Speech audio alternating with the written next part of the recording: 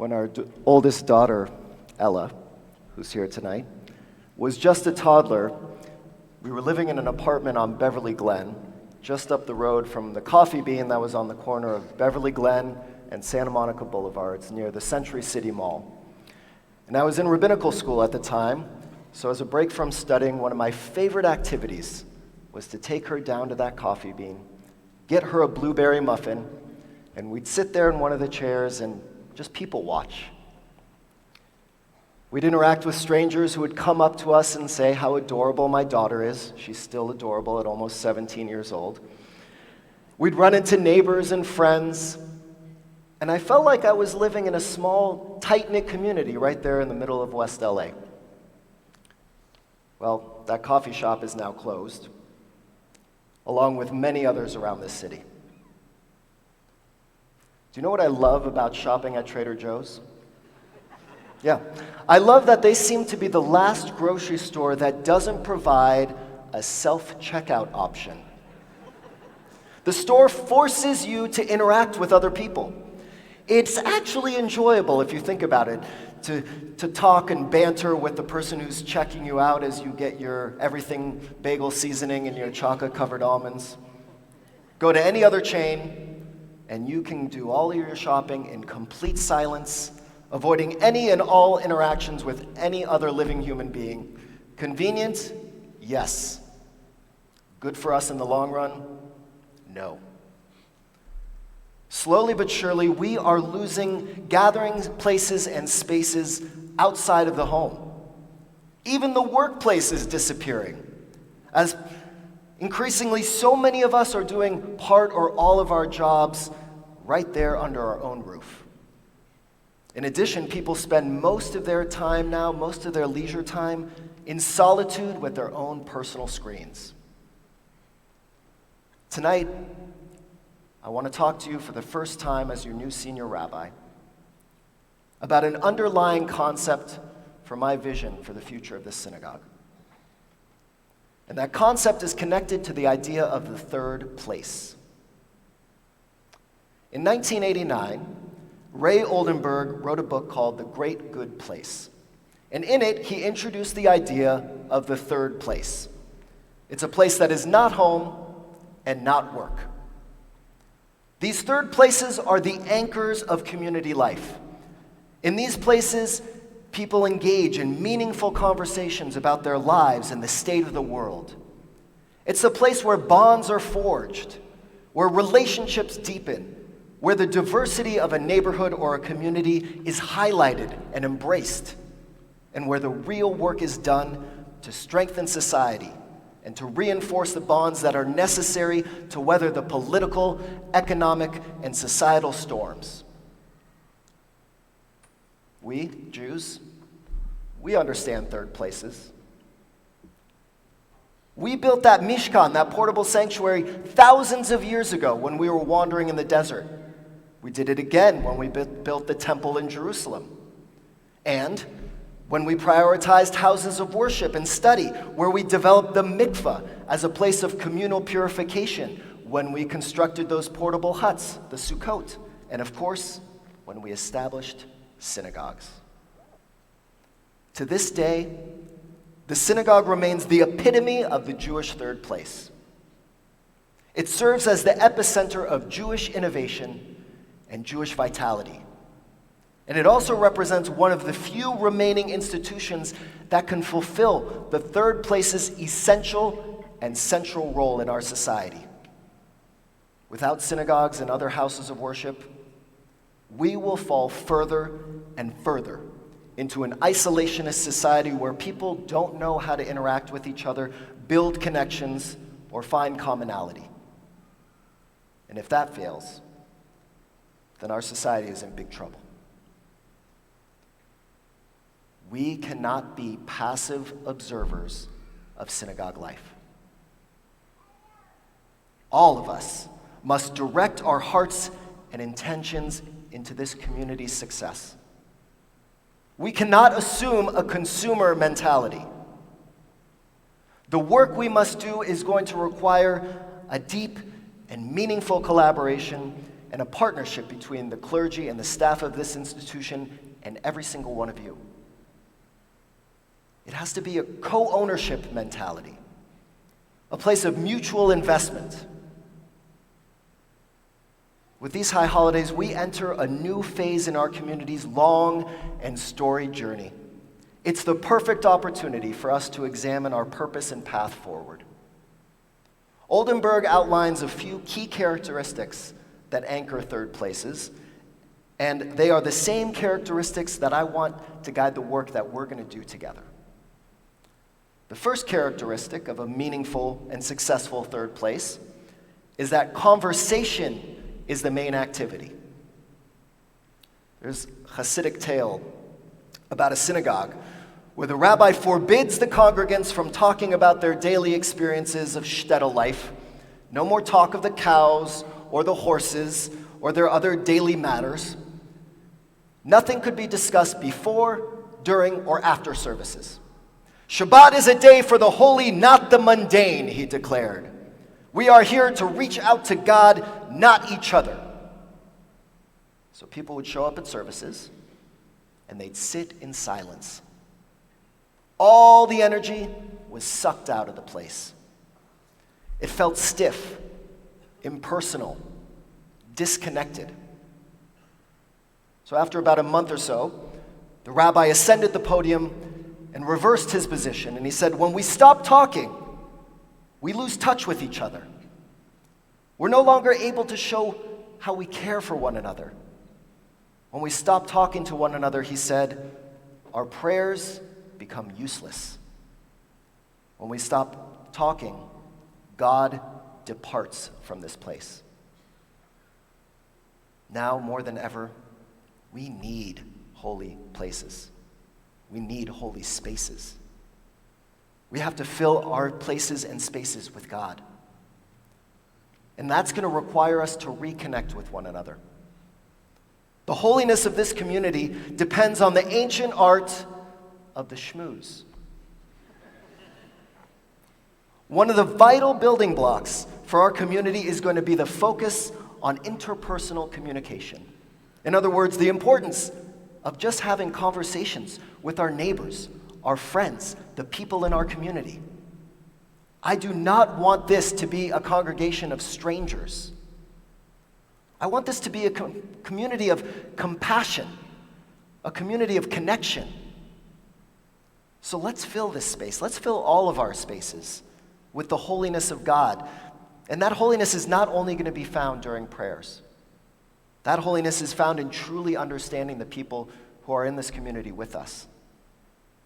You know, God created the world with words. And with our words, we have the opportunity to create a holy, vibrant, diverse, and purposeful community. In saying this, I realize that many of you may struggle with the very concept of God, and that's okay. It's part of being Jewish. So I want us to struggle with that together. The conversations that are going to fill this congregation will not only be conversations of companionship and comfort. No, we're also going to fill this congregation with discussions about the complex topics, the challenging issues that we face as Angelenos, as Americans, as Zionists, and as Jews. One of the greatest strengths of this community is our diversity. But our diversity should not dissuade us from confronting difficult and even divisive issues about which our Jewish tradition has something to say. It's not an easy time in our society to create the space for nuanced and complex discussions. I'm aware of that. Most of the engagement that we have with media urges us into black and white thinking. But I don't want us to fall victim to that approach. Our synagogue's role in crafting a better world depends on our willingness to dive in and to find shared comfort in the shades of gray. The second characteristic is accessibility and accommodation. There's a Jewish concept, it's called Hachnasat Orchim. It's translated as welcoming guests, or better known as hospitality. From Abraham running out of his tent to greet his guests, to declaring, "Let all who are hungry come and join us at the Passover Seder," to the reason why synagogues actually do Kiddush and Motzi during services, our tradition places great emphasis on creating warm and welcoming spaces for people to gather. It's why anyone who visits the Kotel, the Western Wall in Jerusalem, on a Friday evening is almost guaranteed to be invited to a Shabbat dinner in someone's home. I actually, when I was in rabbinical school in Jerusalem, I had a classmate who would go and he would hang out at the Kotel just so that he could get invited to some home-cooked meal in the old city. How incredible would it be if you showed up at high holiday services or at a Shabbat service, and the person near you, that person that you said hello to, you've seen around, the person maybe you've crossed paths with, maybe someone you hadn't seen in a while, if at the end of the service they went over to you and they said, "Hey, want to come have Shabbat dinner with me down the street or at my house?" How amazing would that be? I would love for that dream to become a reality, and I think it can. The third and final essential characteristic of a third place is that they serve as a home away from home. They elicit the same feelings of warmth and possession and belonging as our own homes. We are a home-based religion. Most of our rituals and holidays are spent around a table. When my stepbrothers and I were in high school, our parents had a general rule. We'd be together for Shabbat dinner, and then we could go out and do whatever we wanted afterwards. But that regular meal of connection embedded Jewish ritual into my life. The home is central to Judaism, but so is going out into the world. We need places beyond the home that make us feel at home, and we can be that place. It's going to require us to return to one of the most ancient innovations of our Jewish tradition, and that innovation, of course, is Shabbat. It transformed the dining room into a banquet hall and the synagogue into a convention hall. It broke the cycle of that hectic, never-ending grind, and that break is more crucial now than ever before. Shabbat's going to guide us to create something that inspires people to connect beyond a simple hello, to infuse our week with intentionality and meaning, to provide the emotional and spiritual strength to navigate the twists and turns of our lives, and to invite us to reconnect to the tastes, the smells, the sounds, and the sights of a mindfulness practice that we developed thousands of years ago. We're going to do this in our neighborhoods. We're going to do it in each other's homes, at the beach, on the roof, and of course, in our sanctuaries. Reclaiming the essence of Shabbat will draw our community deeper and deeper into relationships with one another and provide us the tools that we really need right now to combat the world's challenges. This synagogue's success is rooted in its ability to adapt to the changing world. The walls of this very sanctuary prove it. Look around. These murals prove that from the beginning, Wilshire Boulevard Temple's leadership was bold enough to do something radical. In 1929, Rabbi Magnin had the foresight and vision to realize that imagery and visual storytelling would dominate the way we absorb information.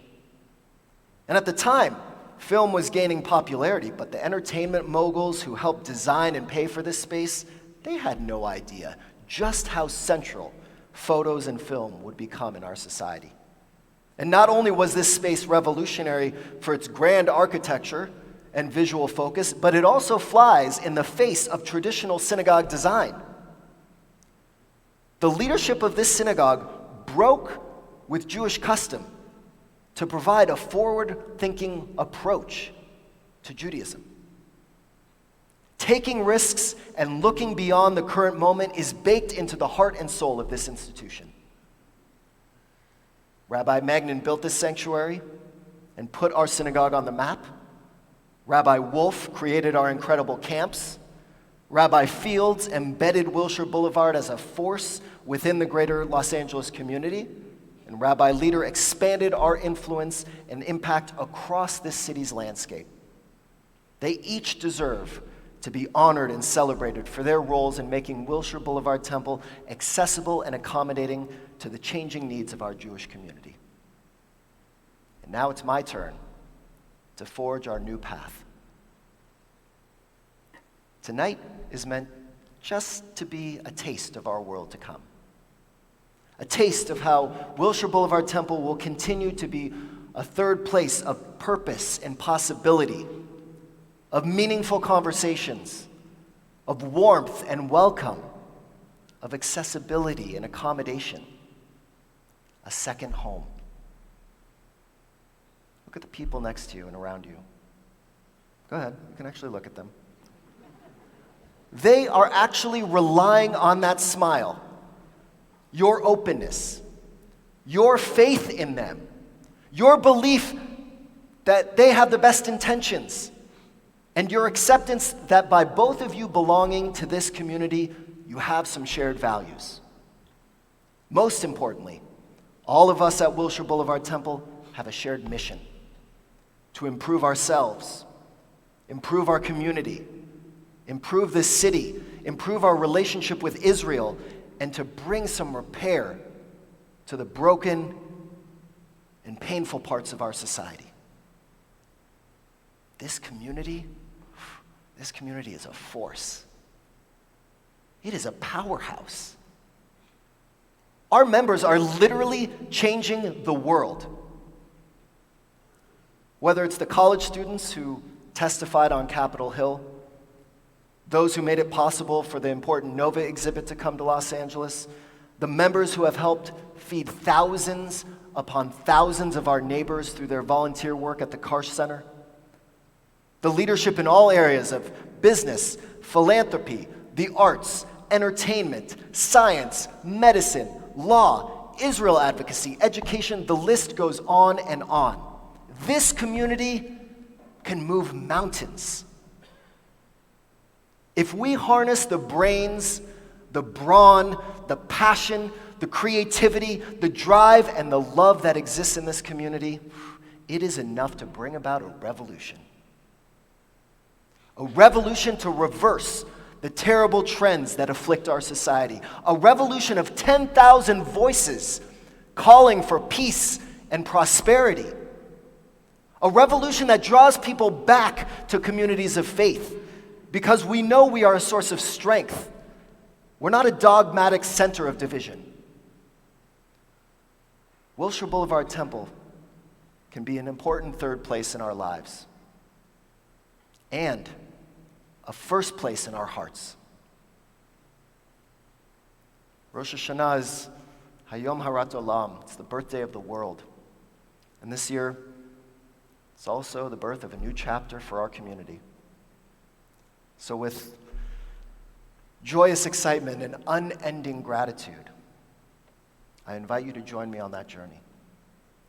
May this new year be a year of peace. May this new year be one of goodness and one of sweetness for all of us and for this community.